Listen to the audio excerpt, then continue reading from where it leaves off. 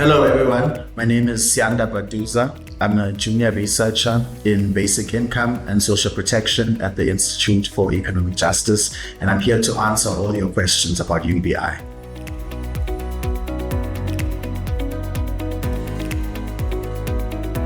Universal basic income is a simple but powerful idea.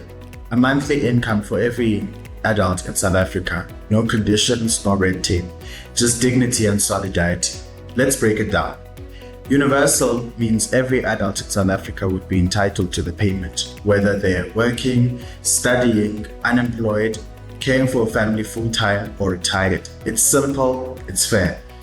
Basic means that we're started to a level that meets everyone's most basic essential needs. For example, a decent UBI could start at around 796 rand per month, which is the current national food poverty line, the amount people need to just afford food, and then could increase over time as the cost of living and food goes up. Income means it's paid in cash to individuals, not households, giving individual people autonomy and freedom. Another aspect to a UBI is that it is paid regularly, every month as a guarantee, so you know you can count on it.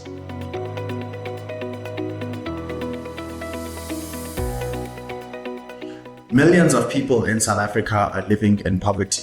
There aren't enough jobs to go around, and even those with jobs often earn too little to survive. Our current social assistance system is patchy and doesn't reach everyone. Working age adults especially often fall through the cracks.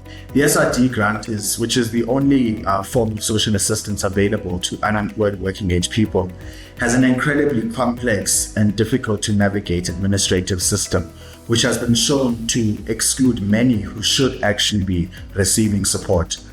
It is also at an extremely low level. 370 is far too little for anyone to survive. UBI fills that gap. It ensures that everyone has a reliable income floor to stand on. It guarantees that everyone has something to fall back on, especially when times are tough.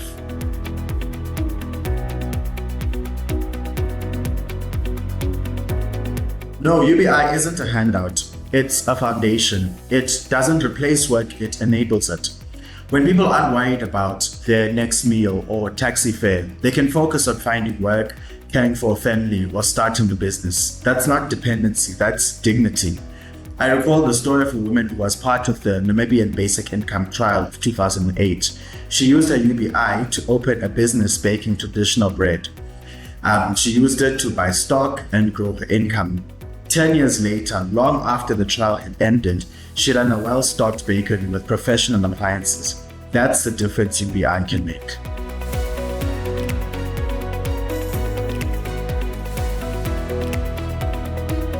Yes, South Africa can afford UBI. The real question is, can we afford not to? Instead of seeing UBI as a massive expense, we should start to see it as a smart investment in our economy. When people receive UBI, they spend it on things like food, transport, and school fees. This creates a ripple effect, or in more technical terms, a multiplier effect. More spending helps local businesses thrive. Growing businesses then need to hire more people, creating jobs.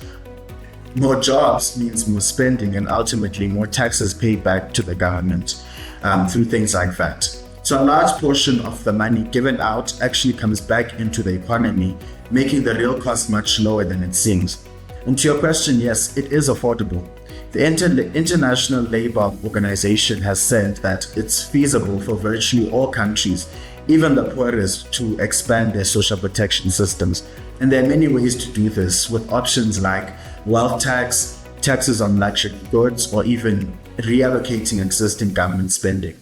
It should be less of a question of if we can afford it and more how we choose to pay for it. And yes, it's for everyone, even the rich. That keeps the system simple and stigma-free. But through tax clawbacks, we can ensure that the wealthy contribute more than they receive.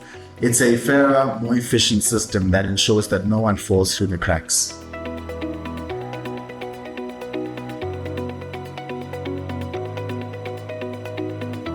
Most unpaid care work in this country, that is cooking, cleaning, raising children, is done by women. But if you're dedicating most of your time to caregiving, you have much less time to participate in the paid economy. That's why women are at a disadvantage in our economy, and that's why they're more vulnerable to poverty. UBI values unpaid care work. It gives mothers, grandmothers, daughters, and sisters more freedom and recognition. It also helps parents feed their children, send them to school, and dream bigger. It lifts children out of poverty and sets the next generation up for a better future.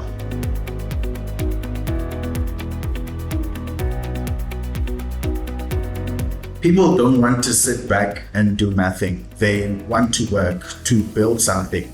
UBI gives them freedom to do just that. UBI helps people do more, not less. It supports informal traders, street vendors, freelancers, artists, part-time workers, caregivers, and entrepreneurs, and anyone trying to make a living without a steady income. It gives people space to grow, to take risks, learn new skills, and keep going. We have many excellent examples of what this would look like. We have seen, for example, the SRD grant be used to start and support enterprises, vegetable gardens, ice cream shops. The difference with a UBI is that people would not be punished by a low means test and lose their income the second they start creating livelihoods for themselves.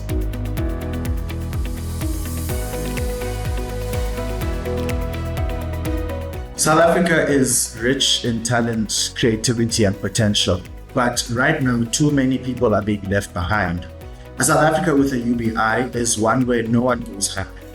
It recognizes everyone's interdependence and contribution to society. Here, students can study, parents can plan, and workers can dream bigger. We're not asking for miracles, we're calling for a system that works for all of us. A UBI guarantees that everyone's basic needs are met. No one goes to bed hungry. All people, young and old, can live with dignity, not desperation.